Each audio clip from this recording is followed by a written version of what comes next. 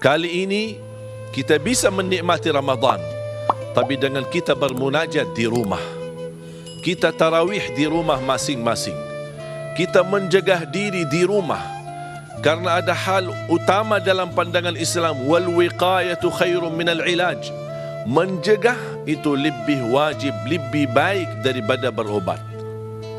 Artinya, mencegah dari apa? Dari segala sesuatu yang bahaya, apalagi dalam kondisi wabah. Dan wabah ini bukan pertama kali terjadi dalam sejarah Islam. Banyak sudah disebutkan oleh para ulama cerita-cerita. Sebagai Imam Ibnul Jauzi di tahun 440-an sudah menceritakan wabah, sambil beliau menggambarkan masjid tertutup, pasar-pasar tertutup, sambil jalan-jalannya sepi, tidak ada satupun orang yang jalan. Begitu kondisi dan keadaan, dan ini sudah terjadi berkali-kali. Bahkan Al-Imam Syafi'i yang kita ikuti mazhabnya, cuba tolong orang yang ingin betul-betul mengikuti pandangan Imam Syafi'i. Dan saya yakin Imam Syafi'i kalau masih hidup dan masih ada di tengah kita akan mewajibkan kita diam di rumah. Karena itu pandangan Islam. Apa kata beliau?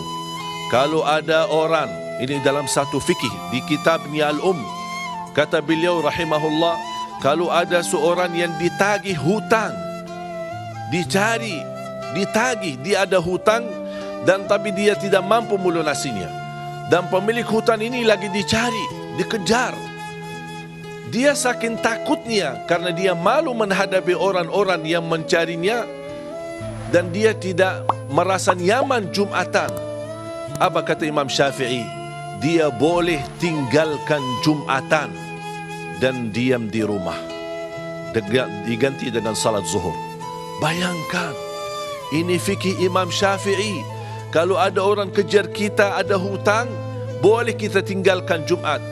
Masa karena wabah ini masih ada orang yang meributkan, tidak boleh kita tinggalkan Jumat?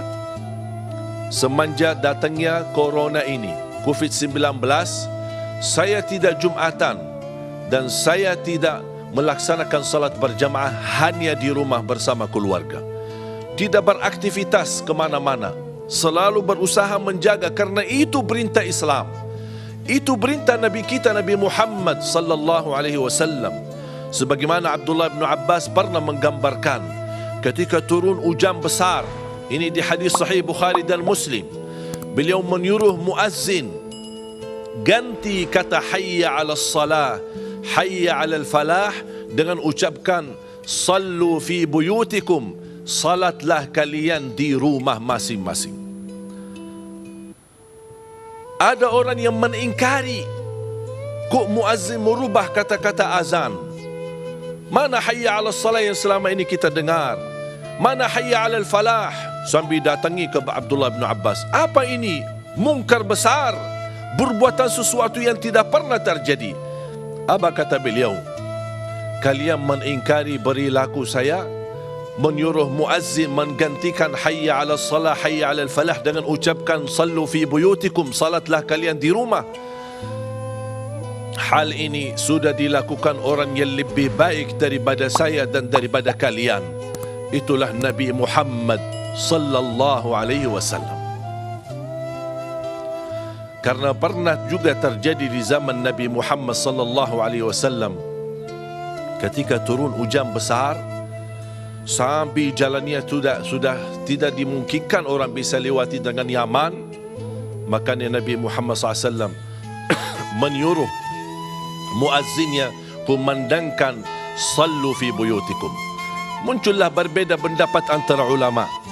Ada yang berkata tetap laksanakan azan sebagaimana hayya 'alas salah, hayya 'alal falah, tetap la ilaha illallah. Begitu selesai azan, baru disampaikan kataan sallu fi buyutikum, salatlah kalian di rumah masing-masing. Itu menurut pandangan mazhab Syafi'i dan ada beberapa mazhab yang lain. Intinya para jamaah sekalian dimuliakan Allah Subhanahu wa taala, COVID-19 bukan penyakit yang kita anggap remeh. Ini kita hadapi musuh yang sangat luar biasa serius untuk menenaring kita. Kita harus berhati-hati dan waspada. Kemarin saya membaca berita di negara Arab Saudi. Satu hari, lebih dari 1.300 orang-orang yang kena corona. Padahal di Arab Saudi itu sudah lockdown.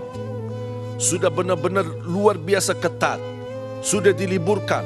Sekolah tidak ada.